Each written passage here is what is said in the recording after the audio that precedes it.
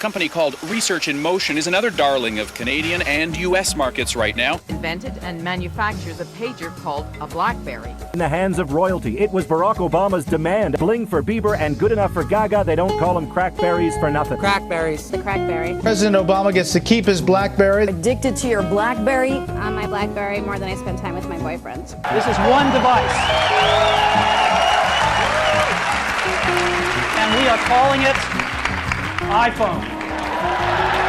Could BlackBerry's days be numbered? I still have the BlackBerry. Poor BlackBerry. This is not the company it used to be. Years pass, and no one else has BlackBerry.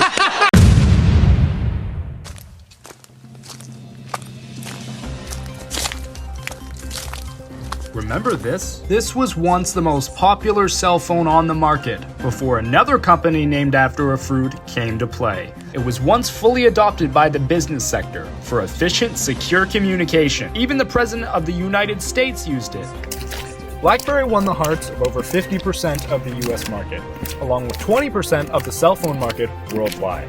It was a sad story, watching a Goliath of market share fall to zero.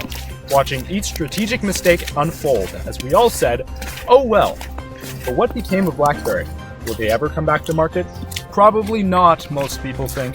Since their great fall, BlackBerry has made a great effort to pivot their resources into security. Take AtHawk, for example, a critical event management solution used by over 80% of US federal agencies. But if they were to make a comeback, how would it happen? Since their market exit, the consumer cell phone market has exploded and become quite overcrowded.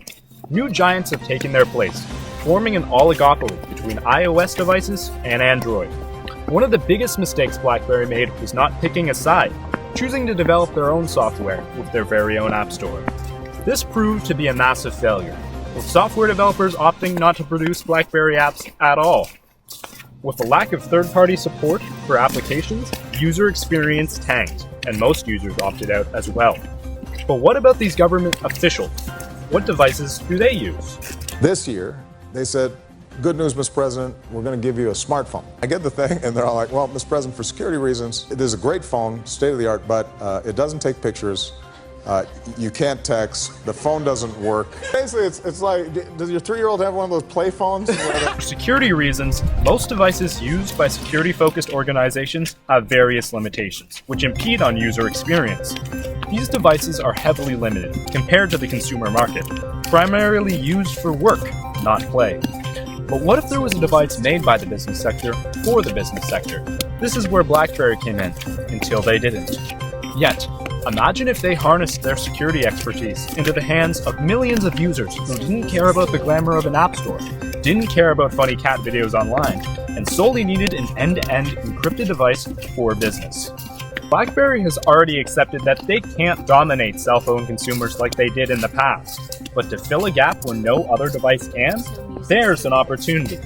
Without the cinema-level camera quality, the bells and whistles, and the big competition, BlackBerry has a chance to satisfy the needs of customers once again. This business plan would primarily target major government institutions, where secure devices used for confidential communication is their priority. These devices can also be sold to private corporations, such as Cloudflare or other companies focused on security. With exclusive contracts, licensing out software, BlackBerry's specialty, would also go hand in hand. Controlling all aspects of the device on a computer rather than an app store. Breaking the device if they were to be compromised, along with installing software. BlackBerry could do it all. Remember, these phones aren't meant for the consumer market, so a made-to-order system being backed by contractual arrangements could be put into place. That's all hypothetical, but wouldn't it be a dream? That's all for today. Thanks for watching.